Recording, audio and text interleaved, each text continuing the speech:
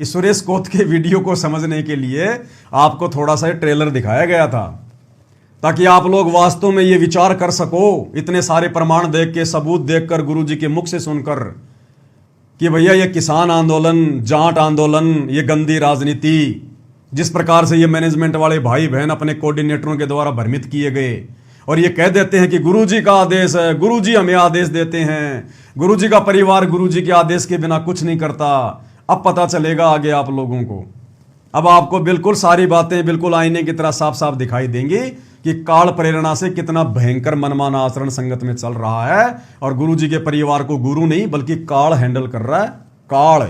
तो आगे सुरेश कोत क्या कह रहा है कि मैंने फिर बाबा रामपाल के पास में एक चिट्ठी लिख के भेजी कि जी आपने जाट आरक्षण में समर्थन दिया था, हमने आपके भगत देखे थे वहां पर, यानी बाबा रामपाल जी ने दिया था नहीं दिया था ये कंफर्म नहीं है।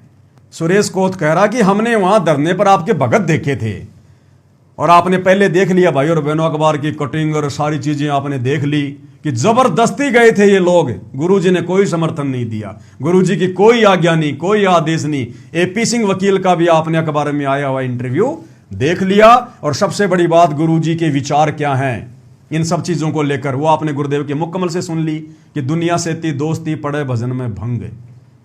तो अब सुरेश कोत आगे क्या कह रहा है कि मैंने बाबा रामपाल के पास में चिट्ठी भेजी, फिर उसके बाद हमने एक चिट्ठी लिख दी जी, जाट आरक्षण आंदोलन के दौरान रामपाल महाराज आरक्षण आने की मदद कराया करना, उसके आदमी आया करते। हमने भी चिट्ठी लिख दी उड़े जेले में, मैं चिट्ठी लिखो, चिट्ठी लिख दी मैं किसान आंदोलन हमारी मदद कराया करूँ। उड़े हमारी चिट्ठी फाइनल होगी भाई कोई आंदोलन चलाओगे जी, हाँ मैं तारी मदद करा। सुरेश कोत जी क्या कह रहे हैं कि मैंने संत रामपाल जी के पास हिसार जेल में चिट्ठी लिखकर भेजी कि आपने जाट आरक्षण में जाटों की मदद की थी, हमने आपके आदमी देखे थे वहां पर, घूम रहे थे, फिर रहे थे वहां पर, अब की बार आप किसान आंदोलन में भी हमारी मदद करो। और सुरेश कोत कह रहा कि उसी समय बाबा रामपाल ने, ये तो सीधा नाम ठोक रहा है रामपाल रामपाल, क्योंकि भाई और बहनों सीधी सी बात है, मतलब के बिना कोई नहीं प्यारा, इनका काम निकल गया। अब बाबा रामपाल जाओ बाढ़ में, कोई इज्जत नहीं। अरे लोग एक बिस्कुट के पैकेट को आगे भी जी लगाते हैं, पार्ले जी, और यहां तो पूर्ण संत है, परम संत है जिसने इनकी मदद की, उसके नाम के आगे आज ये जी भी नहीं लगा रहा, आज उनकी हंसी उड़ा रहा है कि देखो बाबा रामपाल जो है कितना मूर्ख था, मेरे एक चिट्ठी लिखने से उन्होंने कह दिया कि ठीक है अब की बार तेरा भी समर्थन कर देंगे, अब देखो ये मजाक उड़ा रहे हैं। तो ये है दुनिया वाले, काल का स्वार्थ निकल गया, उसके बाद वो कुछ नहीं समझता फिर किसी को, क्योंकि ये काल व्यवस्था है। जब काल ने परमात्मा से वचन भरवाए उसके बाद में खिलखिलाकर हंसने लगा ना कि जाओ जोग जीत संसारा, जीवन माना कहा तुम्हारा, तो बाबा रामपाल जी ने हिसार जेल से इसके अनुसार, दास नहीं कह रहा, दास समर्थन नहीं कर रहा, मैं इसकी बातों पे क्यों यकीन करूं, ये क्या लगता है मेरा, मैं ना जानता ना पहचानता ना ये कोई भगत समाज से है, मैं क्यों विश्वास करूं इसकी बात पर कि इसने बाबा रामपाल को चिट्ठी लिखी होगी और बाबा रामपाल ने कह दिया होगा ठीक है जी अब की बार आपकी मदद करेंगे हम किसान आंदोलन में, इसकी बात को मैं क्यों महत्व दूं। और मूर्ख हैं वो भगत जो इस वीडियो को आधार बनाकर और काल की गोद में जाके बैठ रहे हैं कि हां गुरुजी ने आदेश दिया था। ये देखो सुरेश कोत का वीडियो, ये सुरेश कोत का वीडियो तुम्हारे लिए जो है ये सबूत हो गया, ये तुम्हारे लिए पक्का हो गया। और गुरुजी ने जो सत्संगों में आदेश दे रखे हैं उनके ऊपर कोई विचार नहीं है। इसको कहते हैं गुरु को तजे भजे जो आना, तापसवा को फोकट ज्ञाना। इसकी बात को आधार बना के तो दृढ़ हो रहे हैं और गुरु ने इतने सत्संग कर दिए रे, ये गंदी व्यवस्था है, काल व्यवस्था है। अभी आपने राजनीति को लेकर गुरुजी का सत्संग सुना, गुरुजी के सत्संगों में और आपने कितने विचार सुने। गुरुजी ने कभी कहा कि हम भक्तों ने ऐसा कोई समर्थन करना है, दुनिया से ती दोस्ती पड़े भजन में भंग, इस एक लाइन में गुरुजी ने मना कर दिया कि हमें दुनिया से कोई लेना देना नहीं है, किसी आरक्षण से, किसी धरने से हमें कोई लेना देना नहीं है। तो इसकी बात पर जो भगत यकीन कर रहे हैं इस वीडियो पर, वो सबसे बड़े मंदबुद्धि, सबसे बड़े मूर्ख काल ऐसे ठगेगा त्रिकुटी पर। जब यही ठग रहा तुम्हें, तुम्हारा गुरु तो मना कर रहा है और ये व्यक्ति कह रहा है कि मेरे को बाबा रामपाल जी ने हां कर दी कि ठीक अब की बार आपकी भी हम मदद करेंगे, इसकी बात को हम सत्य मान रहे हैं, यही है कि तत्व ज्ञान है? ऐसे तो कोई भी ऐरा गहरा नथु बहरा हमारे को भ्रमित कर देगा दिन में 20 बार। हम त्रिकुटी पर जाएंगे, काल ऐसे ही किसी नेता का रूप बना के आ जाएगा और ऐसा ही कोई इंटरव्यू दे देगा, तुम तो मान लोगे उसकी बात में कि हाँ भाई बिल्कुल सही कह रहा है। यही भक्ति है क्या? इस इंटरव्यू को आधार बना लिया और गुरुजी के लंबे लंबे सत्संग जो तुम 20 साल से सुन रहे हो उनको आधार नहीं बना रहे तुम, भक्ति सफल होगी तुम्हारी? अब भाई और बहनों, इसका भी हम निर्णय करेंगे ज्ञान आधार से। चलो एक समय के लिए हम मान लेते हैं कि इस सुरेश कोथ ने संत रामपाल जी के पास अपनी चिट्ठी भेजी और भाई संत रामपाल जी तो परम पिता हैं, वो तो सबके पिता हैं, राक्षसों के भी पिता हैं, दानवों के पिता हैं, मानवों के पिता हैं, देवताओं के पिता हैं। वे तो सबके बाप है, सबके पिता है, उनको सबकी चिंता, सबकी फिक्र है। आज कोई चोर है, कोई कसाई है, कोई लुटेरा है, कोई डकैत है, वो भी अगर मौज मस्ती अगर वो कर रहा है तो इसी सतगुरु के आशीर्वाद से कर रहा है, क्योंकि भक्ति है उसके पास में। और भक्ति किसी न किसी जन्म में कलयुग की पिछली पीढ़ी में इसी भगवान की शरण में रह के की है। तो इसी भगवान की भक्ति से, आशीर्वाद से आज वो सारे उल्टे काम कर रहा है ना। वो तो सबका बाप है। वो चाहे जाट आरक्षण का किसी को चाहे मदद का आश्वासन दे, चाहे किसान आंदोलन में मदद का आश्वासन दे, उसके ऊपर कोई नियम मर्यादा लागू नहीं है, उसके ऊपर कोई जो है वो कर्म लागू नहीं है। सतगुरु कुछ भी कर सकता है, कोई कर्म लागू नहीं है सतगुरु पे।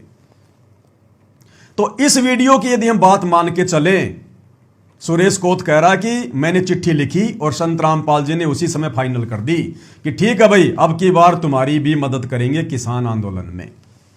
तो हो सकता है भाई गुरुदेव भगवान ने कह दिया हो, कोई बड़ी बात नहीं, वो परम पिता है, परमात्मा है। लेकिन भाई और बहनों, विचारणीय विषय यह है कि हमने दूसरे मरीज के कहने से और हमने वो दवाइयां नहीं खानी है। फिर देखो, आप और हमारे को गुरुदेव ने क्या दिशा निर्देश दिए हैं, क्योंकि हम भक्ति मार्ग में हैं। हम सुरेश कोथ की तरह भक्तिहीन नहीं है, हम सुरेश कोथ की तरह अनुपदेशी नहीं है, हम डॉक्टर की शरण में हैं। हमारे ऊपर नियम और मर्यादा लागू है।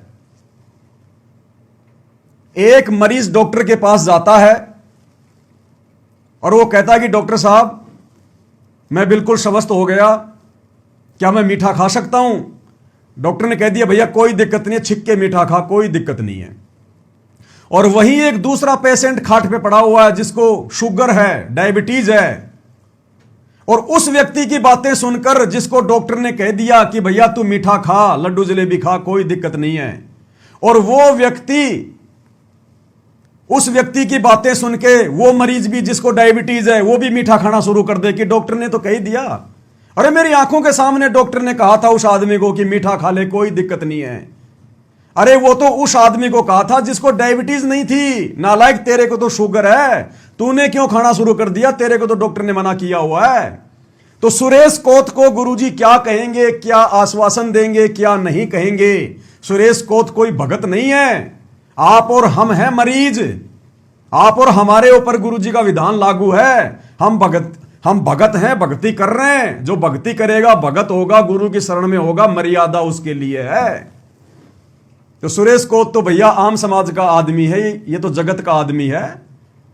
और संत रामपाल जी तो इसका भी बाप है, भले ये ना मान रहा हो। तो बाप इनको क्या आदेश दे रहा है, क्या नहीं दे रहा, हमने इसके आदेश के आधार से थोड़ी चलना है। और हम क्यों यकीन करें इसकी बात का, गुरुजी ने इसको क्या कहा, क्या नहीं कहा? कल को ऐसा कोई भी व्यक्ति आके इंटरव्यू दे देगा कि बाबा रामपाल से मैंने कहा कि बाबा शराब पी लूं, बाबा ने कहा बेटा पी ले। अब उस इंटरव्यू को देख करके हम भगत भी शराब पीने लग जाएं कि गुरुजी ने तो सुरेश कोथ को कह दिया। देखो, सुरेश कोथ अपने इंटरव्यू में कह रहा है कि मैंने बाबा रामपाल को चिट्ठी लिखी, बाबा रामपाल ने मुझसे कहा कि तुम भी शराब पी लो, कोई दिक्कत नहीं है।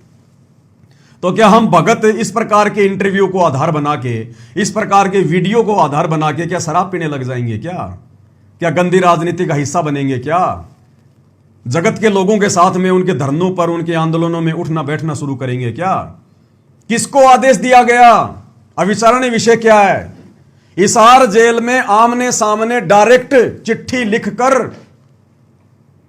किसने आदेश लिया संत रामपाल जी से? सुरेश कोथ ने। और संत रामपाल जी ने किसको दिया आदेश? सुरेश कोथ को। हम भक्तों को तो कोई आदेश नहीं दिया ना गुरुजी ने। और ना हम भगत भाई बहन हिसार जेल में गए कि गुरुजी हमने उनका सहयोग करना है कि नहीं करना है। और क्यों पूछेंगे हम भगत भाई बहन अपने गुरु से जाकर? हम मूर्ख हैं क्या? हम गधे हैं क्या? गुरु ने सत्संगों में कह दिया कि बच्चों आपने गेम नहीं खेलना, और हम गुरुजी से जेल में जाके पूछे गुरुजी मैं क्रिकेट खेल सकता हूं क्या? तो गधे तूने क्या सत्संग सुने? तू गुरु की विचारधारा से सत्संगों से कहां परिचित है? क्यों ये सवाल कर रहा तू? तो सुरेश कोत ने डायरेक्ट हिसार जेल में जाकर संत रामपाल जी से आज्ञा ली। संत रामपाल जी ने इसको आज्ञा दे दी। अब यह मैटर सतगुरु रामपाल जी का और इसके बीच का है, हम भगतों से क्या लेना देना भैया? हमें तो गुरुदेव ने हिसार जेल जाने से पहले जो भक्ति, जो मर्यादा, जो नियम, जो लक्ष्मण रेखा खींच के गए हैं, हमने तो उसके अंदर रहना है, उसको लांघना नहीं है। इन वीडियो को आधार नहीं बनाया जा सकता। जब यह दास हिसार जेल में था तो उस जेल में मेरे पास में एक ऐसा व्यक्ति आया जिसका जिक्र मैंने बहुत समय पहले, जब मैं हिसार जेल से आया था जमानत पर, मैंने आप लोगों से भी उसका जिक्र किया था।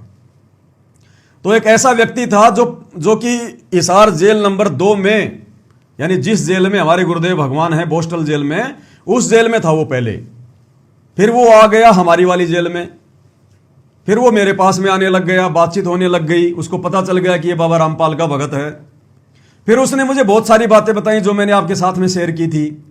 तो उसने क्या कहा था कि एक समय हिसार जेल में, क्योंकि जब दिन में 1-2 घंटे की हम लोगों को जो मतलब की छुट्टी मिलती थी बाहर जो है घूमने फिरने के लिए, तो बाकी जो व्यक्ति होते थे जो जेल में होते थे वो लोग जो है मतलब वॉलीबॉल खेला करते थे, वॉलीबॉल खेला करते थे। तो मैं भी घूमने के लिए ऐसा बाहर जो है निकल जाया करता था, लेकिन मैं वॉलीबॉल वहां पर देखा नहीं करता था। खेलना तो खैर बहुत दूर की बात है, मैं वहां पर जो है वहां पर खड़े होकर दूसरे लोगों के साथ में उन खेलते हुए लोगों को भी नहीं देखा करता था। तो मेरा एक साथी था जो मेरे साथ में रहता था उसी वार्ड में, वो बोला यार देखने में क्या जाता है, देखने में क्या दिक्कत है? मैंने कहा नहीं भाई, मैं क्या करूंगा देख के, मुझे क्या मिलेगा इनको देख के बता, मैं अपना क्यों समय बर्बाद करूं? मैं अपना घूमता फिरता अपने मंत्र जाप करूंगा ना। तो उस व्यक्ति ने कहा कि जब मैं तुम्हारे गुरुजी के साथ में जेल नंबर 2 में था तो एक समय वहां पर जो लड़के वॉलीबॉल खेल रहे थे उनकी वॉलीबॉल फट गई, और उन्होंने बाबा रामपाल जी के बाबा रामपाल जी के पास में अपनी प्रार्थना भिजवाई कि बाबा हमारे को वॉलीबॉल की व्यवस्था करवाओ। तो बाबा रामपाल ने उसी समय आदेश दे दिया कि भैया इनके लिए नई वॉलीबॉल लाके दे दो इनको। और बोला यार तू वॉलीबॉल भी नहीं खेलता, तुम्हारे गुरुजी तो जेल में वॉलीबॉल भी दे रहे हैं उन लोगों को। तो मैंने कहा भैया मेरे गुरु ने मुझे अपने नियम और मर्यादाओं में बताया कि बच्चों आपने तो मोबाइल में वीडियो गेम भी नहीं खेलना, आपने कोई मैच नहीं देखना, खेलना तो बहुत दूर की बात है, आपने मैच देखना भी नहीं है टीवी में मोबाइल में। तो मैच चाहे टीवी में देखो, चाहे मोबाइल में देखो, चाहे जेल में खड़े होकर देखो, देखना तो देखना है। तो मैंने कहा भैया मेरा गुरु चाहे लाख लोगों को फुटबॉल लाके दे, वॉलीबॉल लाके दे, वो गुरु है, वो परमात्मा है, उन पे कोई कर्म लागू नहीं है, मेरे ऊपर कर्म लागू हैं। मेरा गुरु डॉक्टर है, मैं मरीज हूं, मैं मरीज हूं तो भैया वो परहेज मेरे ऊपर लागू है, डॉक्टर पे लागू नहीं है।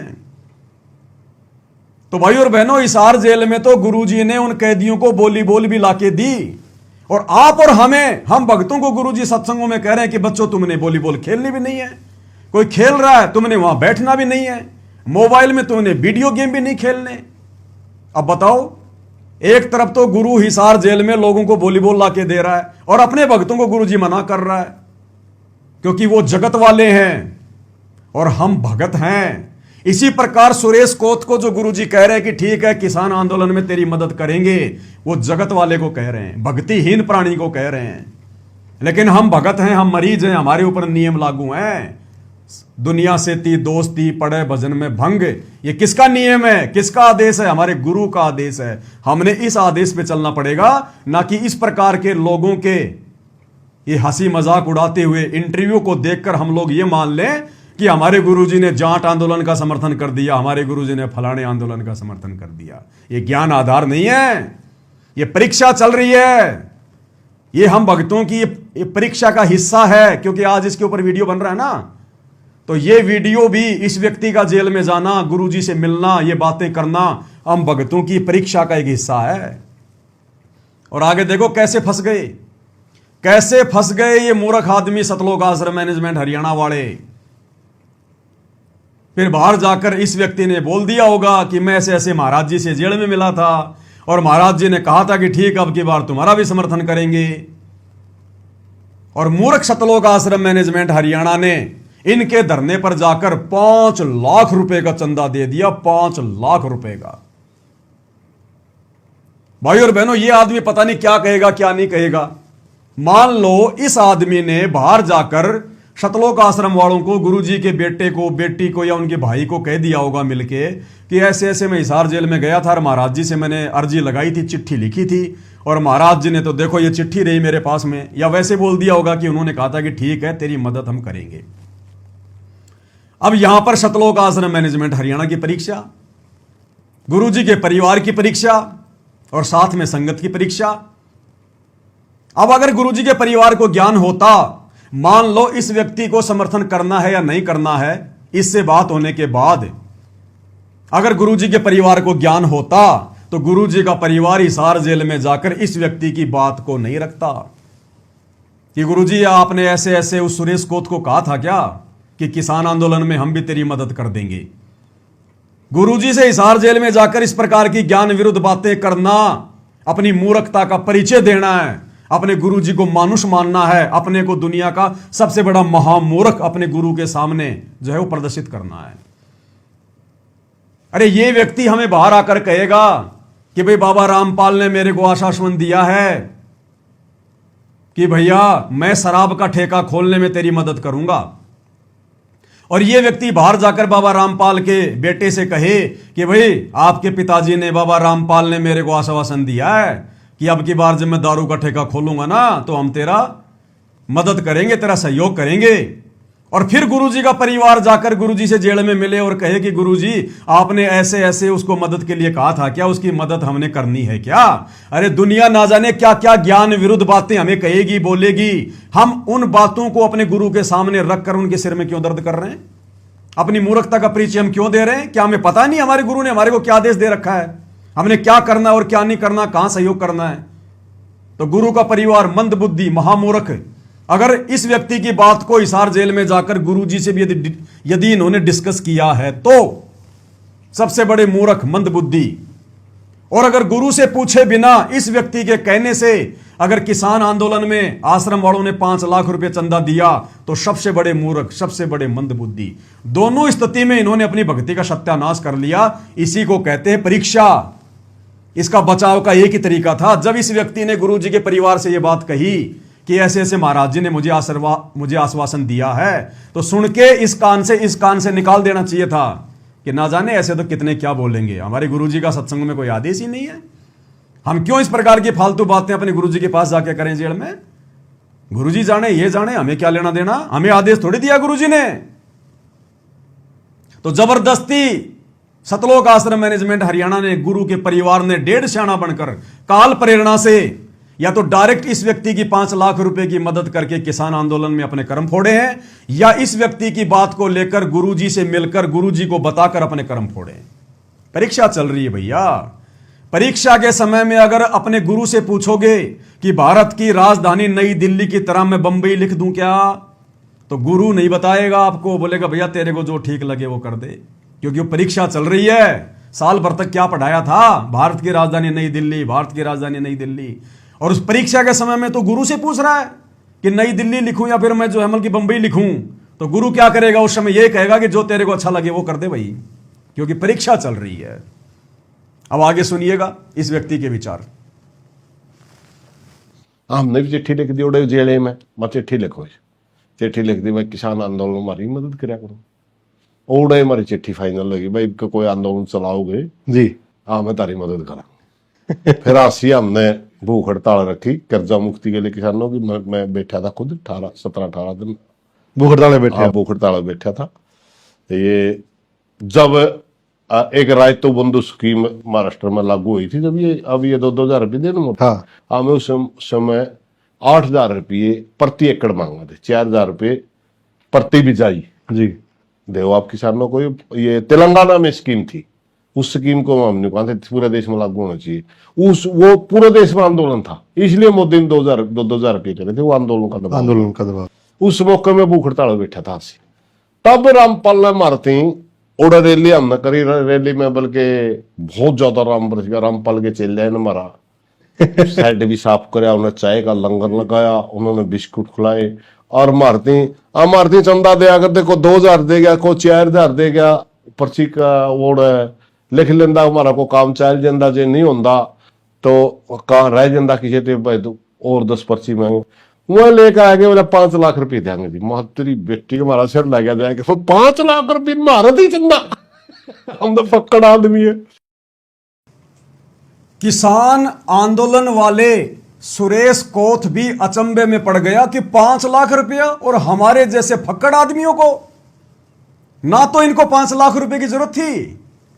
ये कह रहा कि हमारा तो 2-2, 4-4 हजार रुपए में हमारा काम आसानी से चल जाया करता था, लेकिन वहां पर ये रामपाल वाले आ गए और हमारे को डायरेक्ट बिना हमारी डिमांड के, हमने मांगे भी नहीं, और डायरेक्ट इन्होंने 5 लाख रुपए दे दिए, और कह रहा कि हमारा तो सिर दीवार में जाके लगा। ओ तेरी की 5 लाख रुपए हमारे जैसे लोगों को, फक्कड़ लोगों को खुद कह रहा है। भाई और बहनों, ये होता है कर्म फोड़ना। कहते हैं जब बंदर के हाथ में उस्तरा दे दिया जाए तो वो सेविंग नहीं करेगा, वो आपके जगह जगह कट मारेगा, खून निकालेगा। तो संगत ने बंदरों के हाथों में ज्योति पाठ और दान का पैसा दे दिया। अब ये काल उनमें कुप्रेरणा करके इस प्रकार से उस पैसे का दुरुपयोग करवाया। फिर उस काल ने, ये परीक्षा का समय था, क्यों अपनी ऐसी तैसी करवाई हिसार जेल में जाकर, इस व्यक्ति की बात को गुरुजी के सामने रख के, या इस व्यक्ति के कहने से कि मैंने तुम्हारे गुरुजी से आदेश ले लिया जेल में, तुम हमारी मदद करो। दोनों स्थिति में शतलोक आश्रम मैनेजमेंट हरियाणा ने अपनी ऐसी तैसी करवाई, अपने कर्म फोड़े, ज्ञान को आधार ना बनाकर, और 5 लाख रुपए दे दिए बिना जरूरत के। जिन व्यक्तियों का 2-2, 4-4, 5-5, 10-10 हजार रुपए में काम चल रहा था, इन लोगों ने अचानक से बिना डिमांड के अपना नाम रोशन करने के लिए मान बढ़ाई में आकर, क्योंकि हराम का पैसा आ रहा है ना, अपनी औरतों के गहने बेच के थोड़े दे रहे हैं, तब तो इनको पता भी चलता कि पैसे की कीमत क्या होती है। मूर्ख भगत समाज का जो गुरुजी के आदेशों के विरुद्ध इन कुपात्रों को ज्योति पाठ और दान का पैसा दे रहे हैं कि गुरु बिन दान पुण्य जो करही मिथ्या होए कबू न फली। अरे गुरु की आज्ञा के बिना और गुरु के हाथों में दिए बिना, क्योंकि दान केवल सुपात्र को दिया जाता है, कुपात्र को नहीं। और सुपात्र पूरी पृथ्वी पर, पूरे ब्रह्मांड में वर्तमान में सतगुरु रामपाल जी हैं, और इन कुपात्रों को आश्रमों में दान दे दिया। अब ये कुपात्र क्या कर रहे हैं देख लो। ये व्यक्ति तो अचंभे में पड़ गया, शॉक्ड हो गया कि 5 लाख रुपए, और हमारे जैसे फक्कड़ लोगों को कहते हमारा तो सिर दीवार में जाके लगा। वो तेरे की, तो ऐसे फिर वो कर्म फोड़े गए। और आगे ये व्यक्ति क्या कह रहा है कि हमारा जो कैशियर था उसने मना कर दिया, और हमने भी मना कर दिया कि भाई हम तो नहीं लेंगे 5 लाख रुपए। देखो ये व्यक्ति कह रहा है कि भैया हमें आवश्यकता नहीं है, हम नहीं लेंगे 5 लाख रुपए। उसके बाद भी इन लोगों ने जबरदस्ती दे दिए 5 लाख रुपए। ऐसे कर्म फोड़ता है ये काल। काल ने अपना भी बचाव कर लिया थोड़े समय के लिए, इस व्यक्ति में यह प्रेरणा करके कि तुम मना कर दे कि भैया हमें 5 लाख रुपए नहीं चाहिए, हमारा तो काम 2-2, 4-4, 5-5 हजार रुपए से खूब चल रहा है। ताकि जब धर्मराज के दरबार में जाएंगे, जब संगत के पैसे का हिसाब किताब होगा, तो ये लोग ये नहीं कह सकते कि हमने उनको उनकी जरूरत के हिसाब से दिए थे। काल कह देगा देख उसने तो मना कर दिया था कि हमें तो नहीं चाहिए, फिर तूने जबरदस्ती क्यों दिए? उनकी आवश्यकता के अनुसार देता, अगर तुझे देने भी थे तो 5-10 हजार रुपए। ऐसे कर्म फोड़ता काल। अब ये लोग तो मना कर रहे हैं कि हमें पैसों की जरूरत नहीं है, हमें नहीं चाहिए इतने रुपए, और ये लोग जबरदस्ती दे के आ गए। और आगे सुरेश कोत कह रहा है लास्ट में, कहते हैं फिर बाबा रामपाल के उन पैसों ने हमारे संगठन को भी तोड़ दिया, क्योंकि आवश्यकता से ज्यादा पैसा आ गया, आपस में उनमें फूट पड़ गई। तो कह रहा हमारे किसान आंदोलन की एकता को भी फोड़ दिया, खंड खंड कर दिया बाबा रामपाल के उस सहयोग ने जो मैंने हिसार जेल में मांगा था। कहते हैं हमारे आंदोलन को तोड़ दिया उस बाबा रामपाल के उस दान ने, उस चंदे ने, क्योंकि खुद कह रहा है कि हम तो फक्कड़ आदमी, और फक्कड़ आदमी के पास जब इतने सारे पैसे आ गए तो वो क्या करेंगे, फिर लड़ेंगे झगड़ेंगे। तो कह रहा है उन पैसों को लेकर जो बाबा रामपाल के भगत लेके आए थे आवश्यकता से ज्यादा, उन पैसों ने आगे चलकर हमारे संगठन को तोड़ दिया, लड़ाई झगड़े शुरू हो गए, खुद का भी नुकसान और बेचारे सुरेश कोत का भी नुकसान। देखिएगा आगे। वह लेकर आगे बोला 5 लाख रुपए देंगे जी। तेरी बेटी को हमारा सिर लग गया जाएगा, 5 लाख रुपए मारा दी चंदा। हम तो पक्कड़ आदमी है, मानो कैशियर लेने तो मैटिया बोला हम तो इतना चंदा बोला। वो खोखा का रघविंदर चेयरमैन जी बोला जी 5 लाख देवे हैं। मैं तो कह 150 किला मालिक मैं भाई, फिर मन ने तो कदे पीछा हाथे लाया। कैशियर तो तेरा जी करता ले ले, तेरा जी करता ना ले ले। वो तो कह मैं निंदा नहीं, और सारे संगठन वाले ने बोले अपना सदा कदे भी खर्चा। खुद बता रहा हकीकत कि हमारा जो कैशियर था, जिसके पास में जो है वो चंदा आया करता था, कहते हैं कैशियर ले नहीं रहा, मना कर रहा बार बार कि हमें नहीं चाहिए 5 लाख रुपए, हमें नहीं चाहिए 5 लाख रुपए, और ये लोग जबरदस्ती 5 लाख रुपए दे रहे हैं। मान न मान मैं तेरा मेहमान, ऐसे कर्म फोड़े जाते हैं संगत के, जब बंदर के हाथ में उस्तरा दे दिया जाता है। ये आने वाले समय में पता चलेगा इस संगत को इन्होंने किन कुपात्रों को ज्योति पाठ और दान का पैसा दिया है। सुनिएगा आगे, आगे चलकर उस चंदे ने, उस 5 लाख रुपए ने इनके संगठन को भी तोड़ दिया। ये भी खर्चा नहीं पटा, इसके कैशियर के रुपये चल लेंगे, कदे कैशियर हमारे 10,000 रुपये मांगा, कदे 20,000 रुपये मांगा है। खर्चा ज्योति तो लाना पड़ा सारा, बाद में उसकी जेब तो लाग जाए। फिर वो कहे मेरे घर हाथ लाग गए, फिर संगठन वाले जिला अध्यक्ष थोड़े थोड़े करके दे। मैंने यार कदे भी कर्जा नहीं पटा, इनका अपना तो पीछे ला रही तो नहीं लेंदा। उसके रुपये ले लिए बाद। देखो मजाक उड़ा रहे हैं हम उन बातों का, हंस हंस के खिलिया उड़ा रहे हैं। अरे ये तो सतगुरु रामपाल जी भगवान का भी एहसानमंद नहीं रहा। इसने खुद गुरुजी से अरदास लगाई, बताई, गुरुजी ने कहा कि तेरी मदद कर देंगे, और मदद आ गई तो अब मजाक उड़ा रहा है, हंसी उड़ा रहा है, खिलियां उड़ा रहा है। यह है काल का पक्ष। बाद में रुपया ना हमारा संगठन भी तोड़ा। क्या कह रहा है, क्या कह रहा है? उस पैसे ने फिर हमारा संगठन भी तोड़ा। ध्यान से सुनना। उसके रुपये ले लिए, बाद में रुपया ना हमारा संगठन भी तोड़ा। उसके रुपये ले लिए, बाद में रुपया ना हमारा संगठन भी तोड़ा, क्योंकि बचत होगी। आंदोलन चल रहा हो, बड़ा अच्छा आंदोलन चल रहा, 1 लाख रुपये बचत होगी संगठन में। वो 1 लाख में बैठ जाओ हमारा संगठन तोड़ गिरा था। वो 1 लाख में बैठ जाओ हमारा संगठन तोड़ गिरा था।